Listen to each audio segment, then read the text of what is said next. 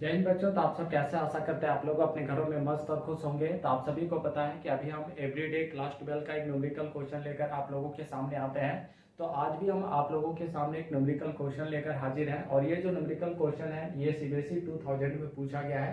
तो बच्चों आप सबका स्वागत है हमारे यूट्यूब चैनल फिजिक्स समझो में। तो चलिए आज के इस क्वेश्चन को हम लोग देखते हैं। ठीक है, क्वेश्चन कह रहा है calculate the magnitude of electric field intensity which can just support a water drop of mass 10 to the power minus 7 kg having an electric charge of 1.6 into 10 to the power minus 19 coulomb. ठीक है, यानी question कह रहा है कि मान लीजिए हमारे पास एक वाटर ड्रॉपलेट है और ये जो वाटर ड्रॉपलेट है इसका मास कितना है 10 to the power minus 7 kg है।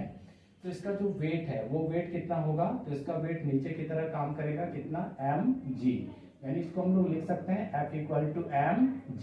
क्लियर है। अब कह रहा है कि ये जो वाटर ड्रॉपलेट है इस वाटर ड्रॉपलेट को क्या करना है, सपोर्ट करना है, यानी इसको होल्ड करना है। ठीक है, तो इसको होल्ड करने के लिए हमें कितना इलेक्ट्रिक फील्ड इंटेंसिटी जो है इस पे लगाना पड़ेगा। उसी इलेक्ट्रिक फील्ड इंटेंसिटी का हमें क्या करना है, मैग्नीट्यूड निकालना है।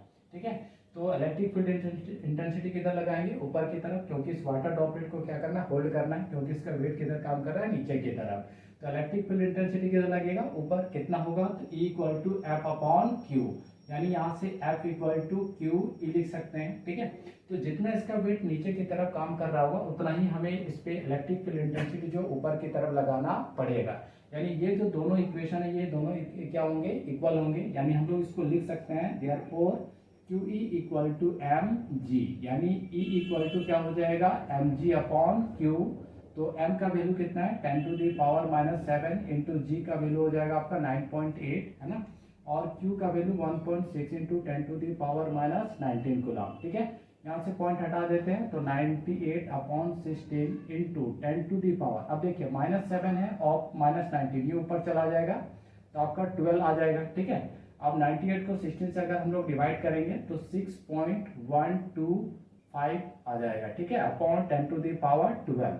अब ये इलेक्ट्रिक फील्ड इंटेंसिटी है तो कितना हो जाएगा, न्यूटन पर कूलम इसका यूनिट। ठीक है, तो इतना इलेक्ट्रिक फील्ड इंटेंसिटी जो है इस वाटर ड्रॉपलेट को होल्ड करने के लिए जो है हमें यहाँ पे लगाना पड़ेगा। क्लियर है। तो आई होप बच्चों आप सबको को ये जो न्यूमेरिकल है ये समझ में आया होगा। तो मिलते हैं अगले वीडियो में नए न्यूमेरिकल के साथ।